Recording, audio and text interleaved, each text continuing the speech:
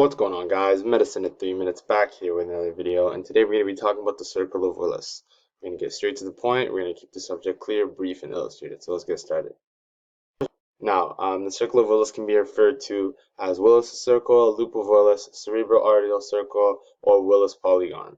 Now, what does the Circle of Willis do?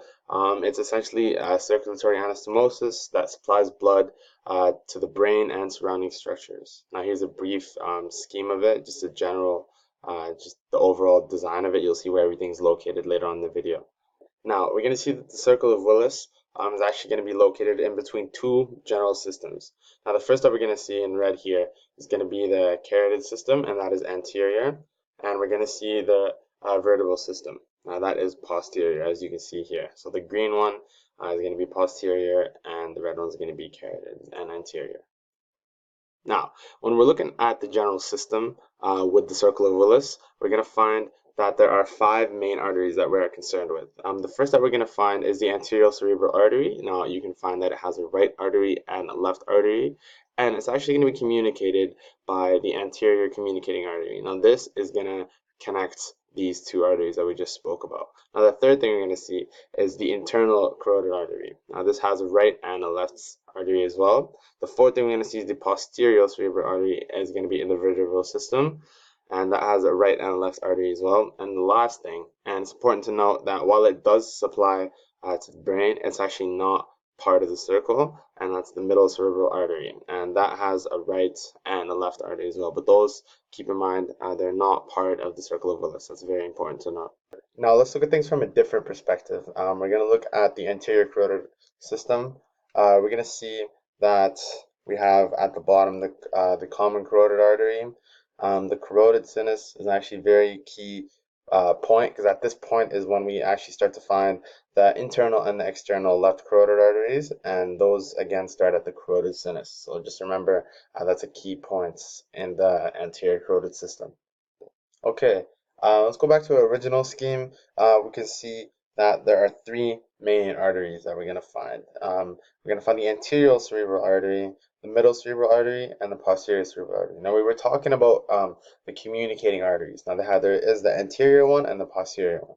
It's pretty simple. Just remember the anterior communicating artery connects the anterior cerebral artery.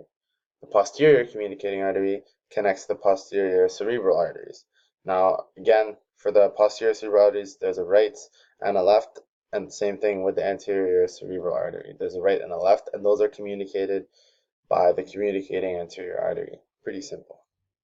Okay, now that we spoke about main arteries in the carotid system, which is anterior, we're going to speak about the ones in the vertebral system, which are posterior. Now, there are 2 main arteries that we're going to find. We're going to find the vertebral arteries. Now, there's 2 of them again coming up, and the blood flow is actually going to go up into the basilar artery, and those are the 2 main arteries that we're going to find in the vertebral system.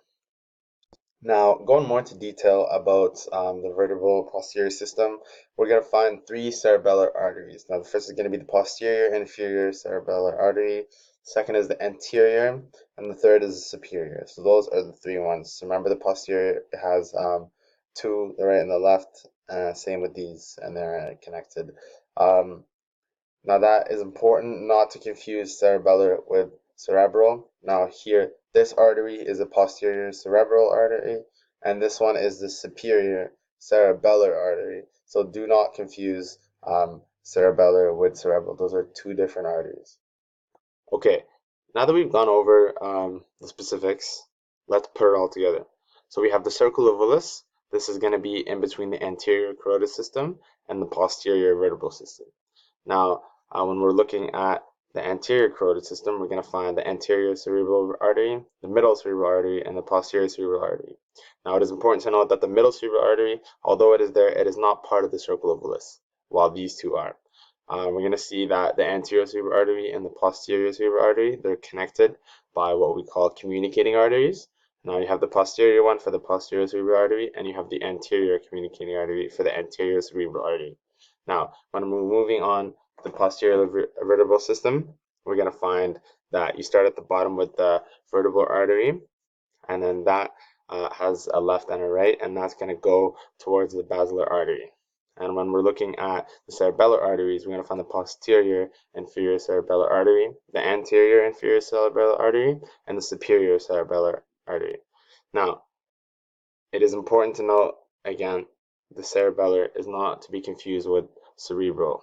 Those are two completely different arteries, and remember, cerebellar and cerebral, two different arteries, and yeah, that basically composes the Circle of Willis with the two systems and the circle.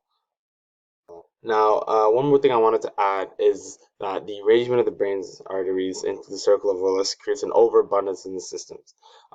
If one part of the circle becomes blocked, blood flow from the other vessels can often preserve the cerebral perfusion well enough to avoid ischemia. So basically, if one lacks blood, the other will come and make up for it, and that'll help.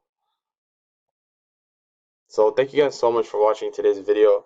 Make sure to hit the like button, subscribe if you're new. We're dropping videos every couple of days, so make sure to stay tuned for those. Leave comments down below if there's anything we didn't do right or anything you'd like to leave some feedback for. We love you guys' feedback, and don't forget that success is contagious, so you never know what can happen. So thank you guys so much. Have a good day.